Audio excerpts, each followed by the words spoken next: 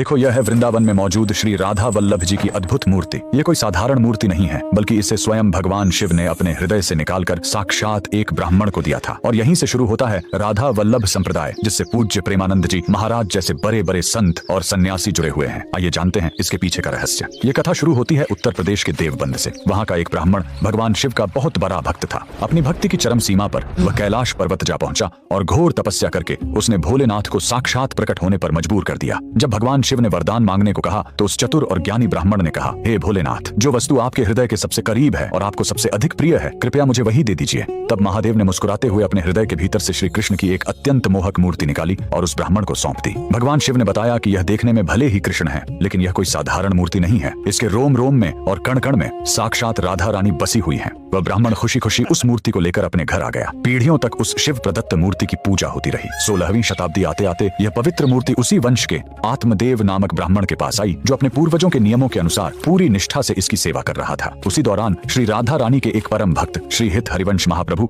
संन्यास के मार्ग पर चलते हुए वृंदावन की ओर जा रहे थे। रास्ते में रात के समय उन्हें स्वप्न में साक्षात राधा रानी के दर्शन हुए। राधा रानी ने उन्हें आदेश दिया कि वे आत्मदेव ब्राह्मण की पुत्रियों से विवाह करें और दहेज में भगवान शिव की दी हुई उस अद्भुत मूर्ति को मांग लें। अपनी आराध्या का आदेश मानकर उन्होंने ठीक वैसा ही किया। विवाह के बाद दहेज में मिली उस चमत्कारी मूर्ति को लेकर वे वृंदावन आए और यमुना नदी के किनारे उसे स्थापित कर दिया। यहीं पर इस संप्रदाय का सबसे बड़ा रहस्य सामने आता है। जब आप इस मंदिर में जाएंगे तो देखेंगे कि भगवान श्री कृष्ण के साथ राधा रानी की कोई मूर्ति नहीं है। ऐसा इसीलिए क्योंकि जब श्री हित हरिवंश महाप्रभु ने इस संप्रदाय को शुरू किया तो उन्होंने राधा रानी को ही सर्वोच्च परब्रह्म माना। उनका मानना था कि राधा रानी का रूप इतना अलौकिक है कि उसे किसी पत्थर या धातु की मूर्ति में बांधा ही नहीं जा सकता।